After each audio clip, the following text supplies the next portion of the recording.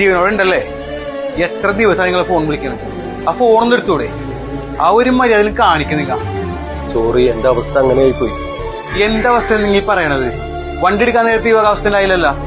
8 മാസത്തെ അടവാ നിങ്ങൾക്ക് പെൻഡിങ് ഉള്ളത്. എന്റെ പൊന്നു സാറേ, ഞാൻ അടുത്ത മാസം എങ്ങനെയല്ല അടച്ചോളാം. ഹോസ്പിറ്റൽ കേസും അങ്ങനെ കുറച്ച് പ്രശ്നങ്ങളിലായിരുന്നു. അതൊന്നും എനിക്ക് വേണ്ട ആവശ്യമില്ല. നിങ്ങൾ അത് പൈസ ഇട്, ഞാൻ പോയിട്ട് തിരിച്ചു വരും. അപ്പഴത്തേക്ക് കാശിട്ടേക്ക് വെച്ചോ, അല്ലെങ്കിൽ വണ്ടി കൂടി ഞാനവിടെ പോകും. അതെന്റെ അരിപ്രശ്നമാണ്. അതുകൊണ്ടായി കഴിഞ്ഞാൽ ഞാൻ എങ്ങനെ ജീവിക്കും? വൈകുന്നേരത്തിനുള്ളിൽ എങ്ങനെയല്ലോ ഒപ്പിച്ചേക്കാൻ.